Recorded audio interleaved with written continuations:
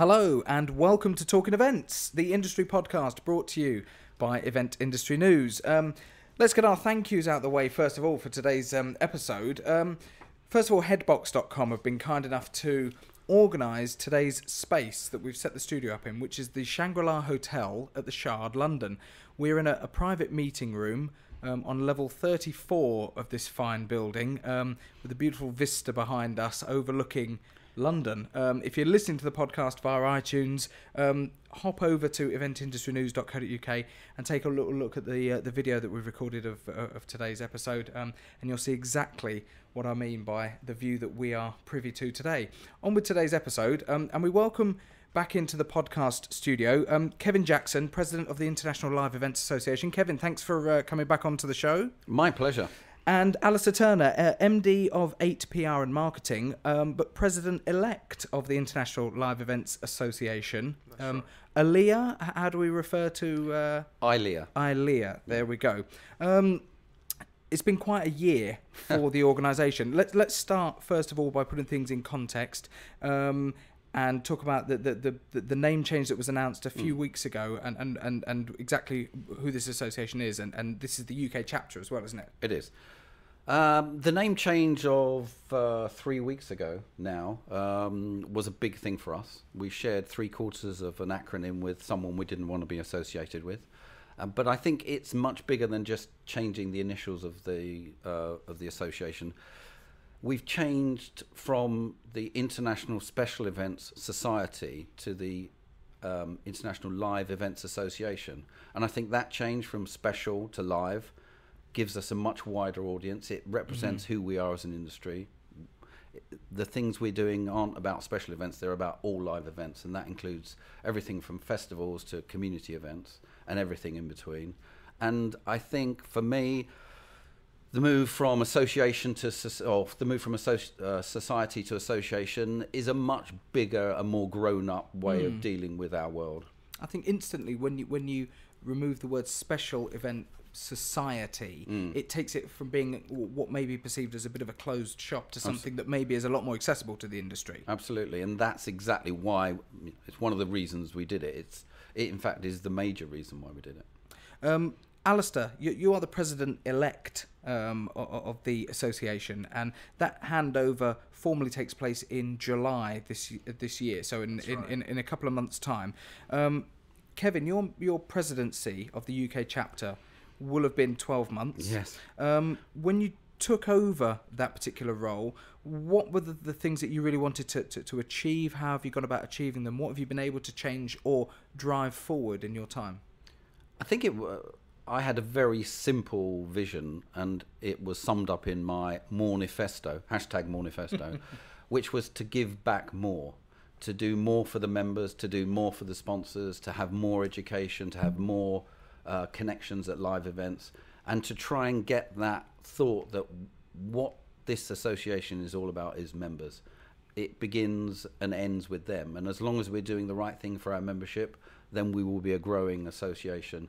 And really, the constitution of the board, all of whom give up their time for free to be board members, that no one in ILEA is paid to do what they do. And I think that commitment of the board this year has been remarkable, and the way we've driven the industry and the way we've driven the membership has been very rewarding for me. Alistair, when Kevin talks about doing more for the members, what is it doing for the members, and what does the association strive to do for its members? What benefits is it bringing to the people who are members? I mean, I think one of the things that we've seen over the last 12 months is the association getting closer to the wants and needs of the members themselves.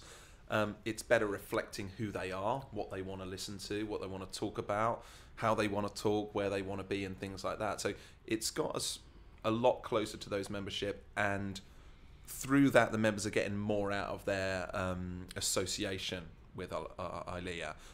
It means that every time they engage with us as a membership body, they get the right sort of people that they want to talk to, talking about the right sort of things, going to the right sort of education, going through the right sort of networking.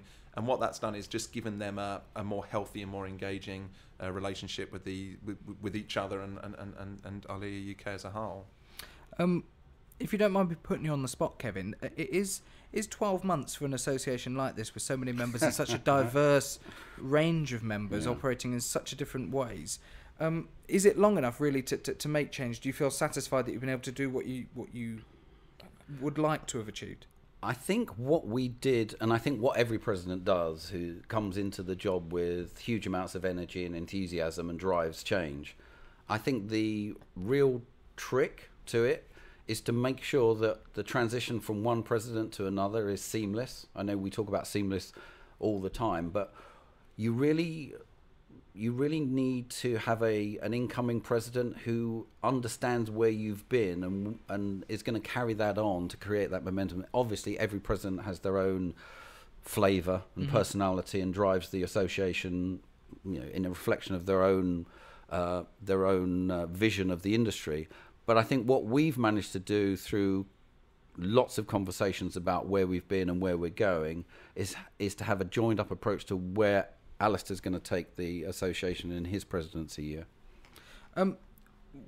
How would you assess the actual membership level at the moment? Is it strong? And what types of events does the association represent, or could it represent?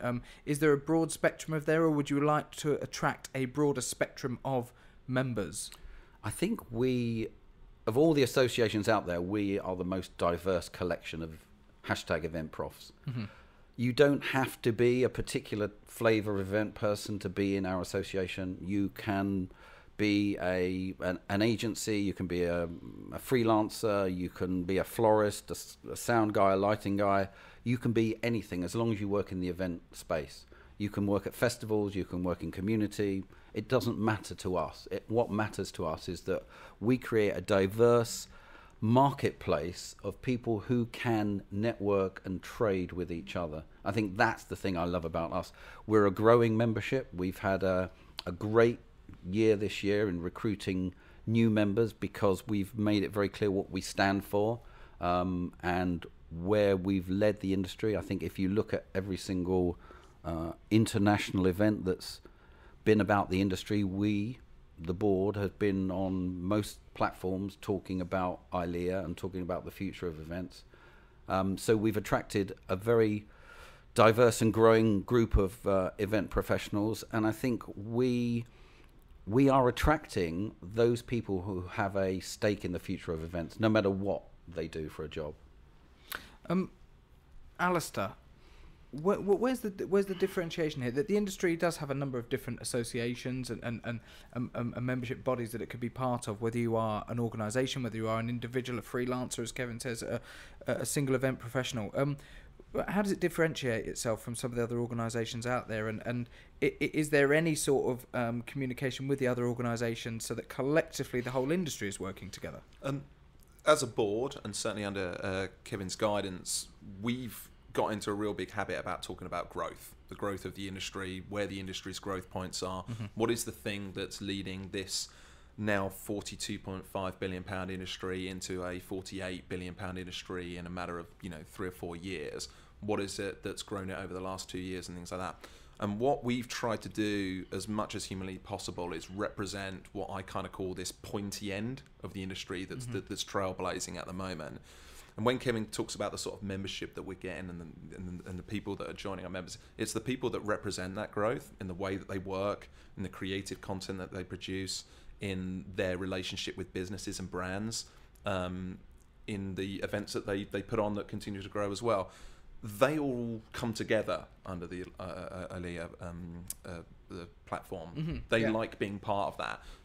We've been really, really stringent and very almost myopic in our desire to represent that and nothing else. And that's why I think more people are engaging with us than before. Now, that's not to say that we don't engage with other associations. In fact, we do. We're a huge supporter of anyone that wants to bring growth into our events industry, and we want to play with everyone, basically. But as long as we're very concerned with who we are and where we sit, we're happy with whatever anyone wants to do, basically. Kevin, when I look outside of the events industry and I look at other sectors and other trade industries, and the membership associations that I've had dealings with or interactions with, some of them we won't name any of them, but some of them I think can be guilty of telling their members how it should be done and how to conform. And look, if you're working in this industry, here are the rules, here's what you must abide by. Yeah. How important is it for this particular association and the industry that it serves to ensure that it's not stifling its members and that it's actively encouraging them to pursue the creative side of things, which I know something is you're very passionate about. Yeah, I think there are some rules to membership you have to agree to, but in terms of directing people as to how they do things, we're not really about that. What we're trying to do, and I know it's one of Ali's big themes for next year, what we've done this year and what we're going to do next year is lead the conversation. Yeah. So to show people where the industry could go and where they could go in order to take advantage of that growth. So we're saying, look, this is the future of the event industry, and we, as the board, are going to show you how to get ahead of that so you can take advantage when it comes. And again, it doesn't matter what job you do. If the industry is growing and you know what to do in order to take advantage of that, you're going to grow too. And that's what everyone wants from their association. So what would the hopes be if you're sitting with your members and communicating to your members a way forward and looking into the future and what could be achieved and what's feasible? What are the hopes for the future? Well, I use the phrase, and I will continue to use it for, from July for the following 12 months after that. This idea of following the conversation. Mm-hmm. The reason why we're getting so many more members coming in the last 6 months than we've had for a very long time is because people want to be part of that conversation. But also in terms of where that growth is and where the growth is the industry is who's that conversation with. Mm-hmm. And I still maintain, and I would say this, I am biased, but I would still maintain that no other association quite speaks the language of business and brands as we do it at ILEA, because the majority of our members are talking that every single day. Yeah. They're listening to businesses, they're listening to brands, and it's those brands and businesses that bring us sponsorship, that hold events, that host product launches, that exhibit, that do all those great creative things that inject this industry forward. It's also those businesses and brands that understand marketing and understand what we do with other forms of marketing mix. They understand audiences and how we talk to consumers, stakeholders, shareholders, clients, customers, corporate hospitality. Do you know what I mean? All those sort of things. That's who we're having that conversation with, and we're listening back as well. So when we're having those conversations, we're having it with the right people. So the growth of our association will be out of those people that want to have those conversations with like-minded individuals. But the growth of the industry, which is obviously more important, is into those businesses and brands. Just to play devil's advocate for a second here, is there a danger that by growing and continuing to grow and having such a diverse range of members within the association, does it make the job of serving them effectively tougher when they are working in such a broad spectrum of events? No, well, because the events industry is a huge thing, isn't it? When we look at that's what makes it exciting, is, but I don't think so. I think there's two things. What we are not doing is telling people how to perform and what to do. We're not in the camp of saying we love events, because people don't. Consumers, customers, clients don't love events. They love the content of the events. Yeah. You don't get someone sitting at home saying, do you know what, is there an event to go to? They don't say that. They say, here's Comic-Con, or here's Glastonbury, or here's the Cisco Live event, or here's HP Tech at Work. Whatever they're interested in. So the event is the media through which we communicate. So we're only helping people get better at understanding that connection. And I think because we offer such a diverse membership, if you come to one, we hold a monthly event, which is usually a theme. It can be just networking, or it can be a bit of education in there, a guest speaker. There's always a monthly event. And if you come to one of our events and see the energy in the room when these event profs from different disciplines, festivals, community, corporate, freelance, flowers, sound, light, heat, whatever, in the room talking about the thing they do, there is an amazing connection, and there is a transference of knowledge.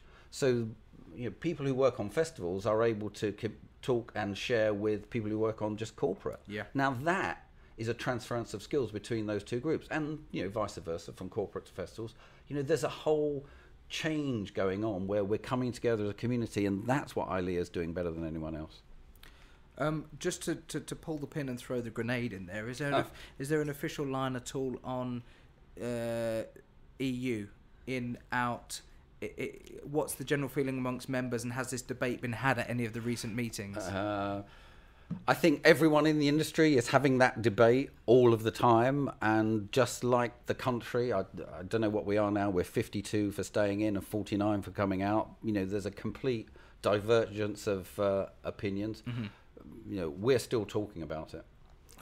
I'd add as well, a lot of the there's some brilliant people out there talking to government at the moment on behalf of the events industry, who do it exceptionally well and that are engaged in political debate.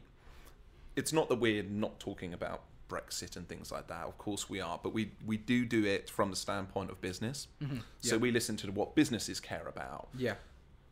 Probably overwhelmingly the majority of the clients that do big sponsorships or invest in big festivals or do huge brand activations, product launches, are speaking the same sort of language in terms of what they want from this sort of debate. In what's good for business, what's helped them grow, what's helped them, expand across across Europe. But actually, more and more important to our business level members is, how do we do things globally as well? Yeah. That's the conversation they seem to be having whenever something like this pops up, which is, we're in an international industry. Let's not look at things on a too small a basis, Well, just as an example, today has been published the results of the Meetings Industry Association's vote that was taken on Monday night, or a debate that revealed growing support to leave the EU with a swing of just over 15%. At the start, let's have a look here. At the start of the debate, 18%, just over 18% voted to leave the EU, 54% to remain, 27% undecided. At the end of the debate, 34% to leave, 48% to remain, and 17% undecided. So, Kevin, as you pointed out, it's still very much a broad thing, isn't it? There's no clear, apart from clear my answer in the appalling maths, industry. is 51-49. But I think as Alistair has said, we have always been an international group. Events are global, not European. We do events around the world, and we've always had a global perspective from the events industry. Exactly where we fall, psychologically, it's harder to give up something you've got than it is to get something new. So. Bringing it back to the association, to the UK chapter, which is what we're talking about today fundamentally, and the passing of the baton that will take place in a couple of months' time. You're going to take the association over in pretty good health by the sounds of things, aren't you, Alistair? What are your plans then when you come in? And referencing the fact that you will only have 12 months when you take it on, exactly as Kevin has had, how can you shape things, and what are your plans for it? Well, one of the things I'm incredibly grateful to be given on day one is a fully fledged, ready to go board that's been watching for the last 12 months and involved for the last 12 months. So everything that we've been doing for the last 12 months stays there, and they come through. And what I'll make sure I do, sort of, at the end of my presidential year, is that offer the same experience for the person that takes over after me. The other thing that I don't need to do is change anything. So I'm going to be one of those sort of strange beasts that's basically going to try and carry on exactly what this board has put in place for the last 12 months. We're only really starting to see the really great results of all that hard work now, and the last thing I want to do is change anything the moment that happens. Also, if it's not broke, don't fix it. What I do want to do in terms of where we can go as a board is to push the pedal down on the accelerator even harder on that one, to continue to offer that same unbelievably high quality of content that they get from that our members get from ILEA, to carry on those conversations that make everyone feel included and inclusive, and that make that community bigger. But also, we're in this fantastic sort of position where we've got great content coming out of our members, coming out of our programs, from our education. We've got great content, and what we're finding is that there are people that can't engage with ILEA UK because of geographic restrictions. They can't come to events every day, all those sort of things, but really, really want to.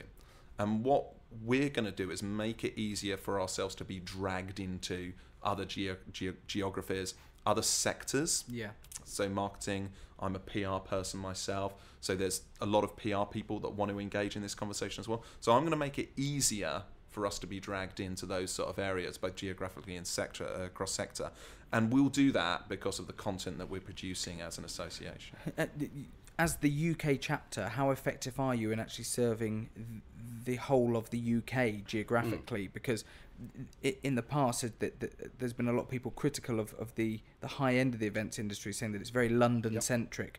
How important is it that you do reflect the fact that it is a UK chapter? And that's been one of my negatives, I suppose, because that was one of the things I wanted to do in my year. What we've done this year is run a program of events in universities. Mm-hmm. So we've done guest lecturing at, I think, 12 or 14 universities, and we've attended a couple of their bigger events across the country. What I wanted to turn those into was a meet-up for event profs in those areas and talk about what ILEA could do for them. We are going to roll that program into next year, so that's going to continue and make that a more regional thing. And we're also attend events around the country, so the venue show in Manchester next year, we're there. Yep. We're going to huddle around that. You know, we are out and about, and we're trying to make that happen to make us a bit more London-centric.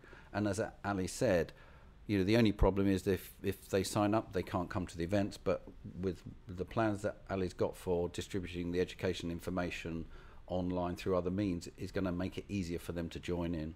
Can we expand on those plans? Are these sort of under wraps at the moment, or can we get a sneak on those? They're under wraps, but you know what I really want to sort of say to our membership and to our potential membership is there will be value in engaging with ILEA next year without having to go to events. And what our board is going to try and do is trying to create something with as much value there as humanly possible, whether that's on a simple capturing event content and pass it on, whether it's about capturing some of the educational findings, blogs and things like that and passing that on, or creating something where people can access that information.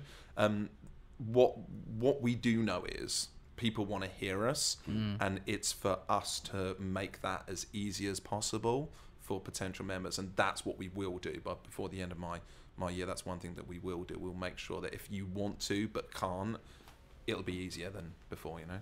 I'm looking at some information here about other associations and societies and what's available to people working in the event industry, whether you're a contractor, a supplier, or a professional. There's a fairly big difference between some of the prices and the membership costs of being part of these associations. If they're all ultimately there to serve their industry, why is there such a big difference in prices to be a member of associations related to the event industry? I don't know. I'm not looking at your information. I don't know. We're what talking those are. Anything from £55 per year right up to a couple of thousand, £2,000, £3,000, £4,000 a year. I think it's important.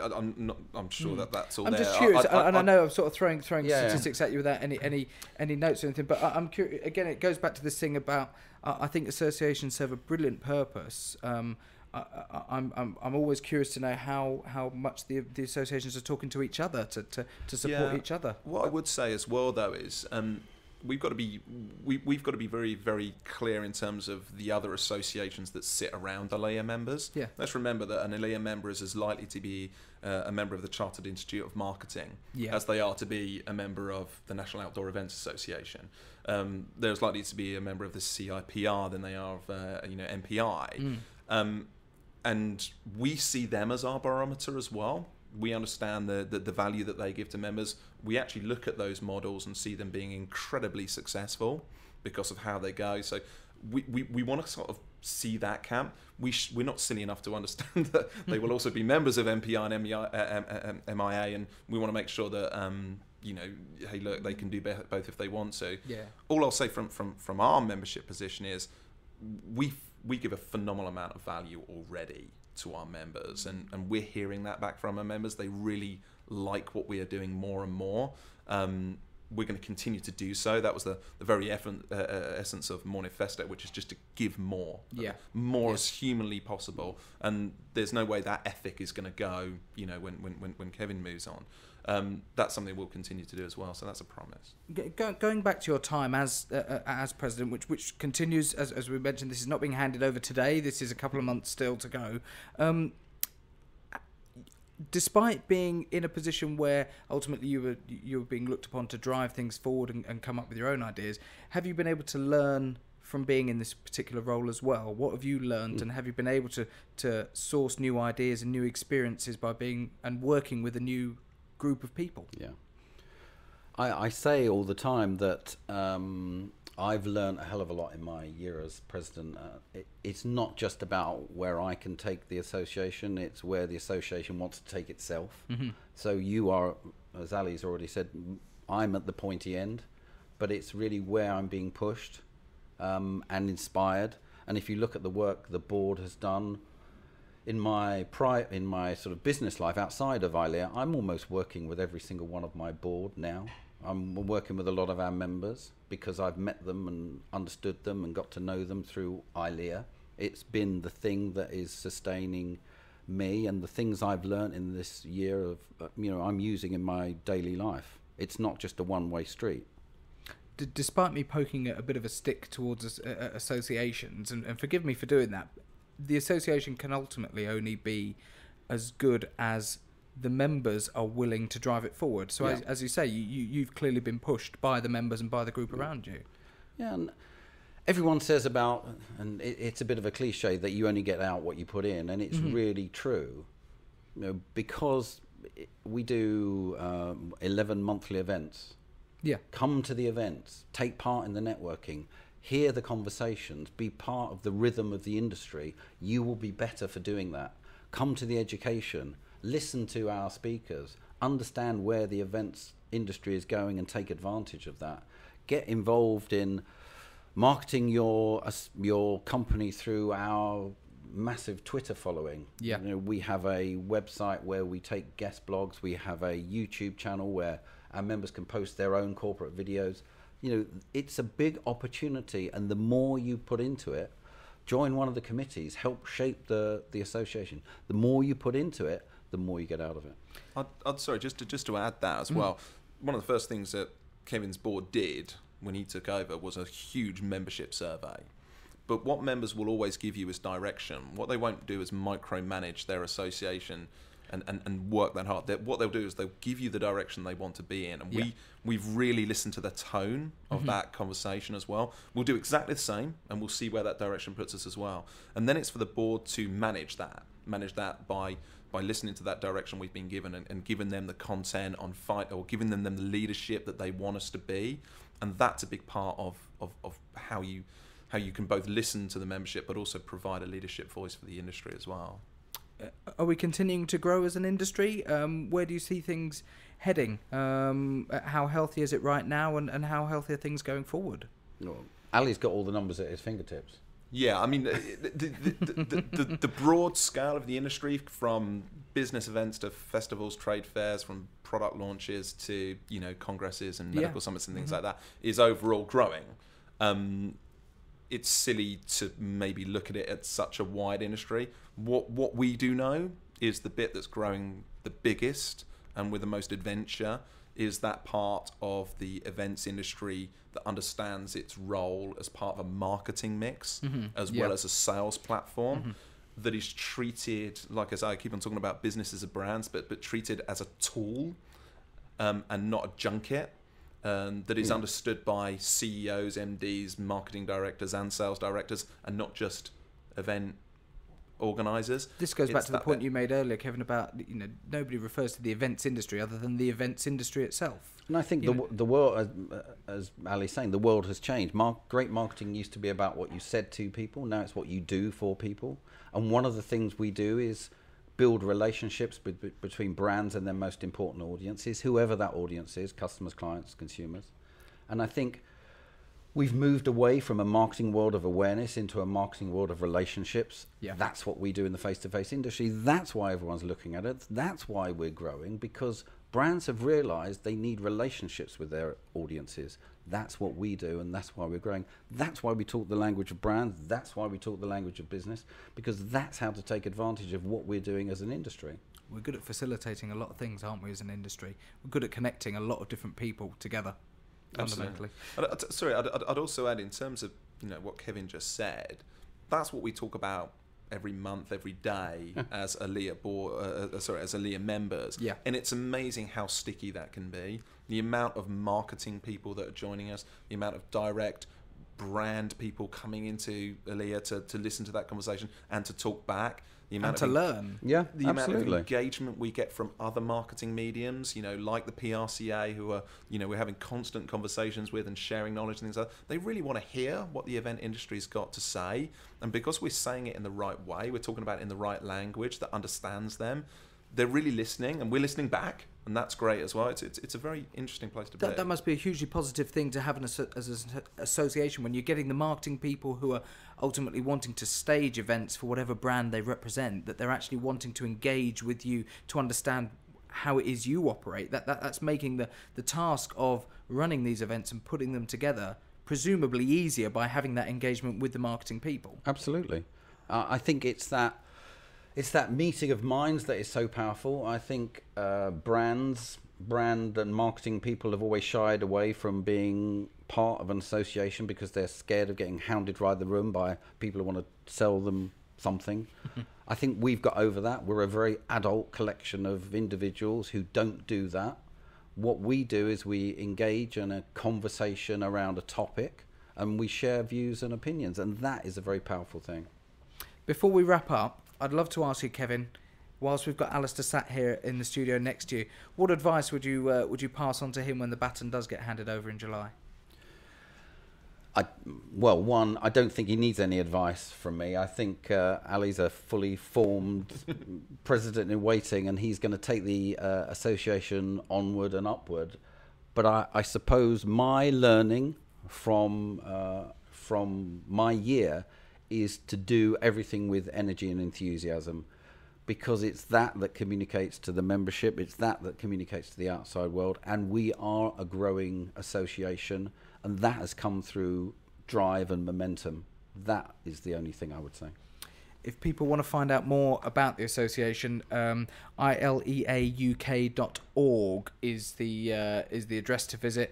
Plenty of information there about the events that the guys have highlighted today, about the ways that you can get involved with the association and engage with it, learn from it, regardless of what your professional background is and what it is you do. If you want to learn more about the events industry and speak to people who are working within the industry, get in touch with them. I'm sure they'd love to hear from you. If you want to get in touch with the podcast, you can tweet us at Talking Events. If you're listening to this via our iTunes subscription, as I said, hop over to eventindustrynews.co.uk, have a little look at the video that we've recorded from today's fabulous venue. And again, our thanks, as we said at the top of the show, to headbox.com for helping us source today's venue, and to Claire Metcalf and her team at the Shangri-La Hotel at the Shard, London, for their hospitality and giving us this amazing meeting venue.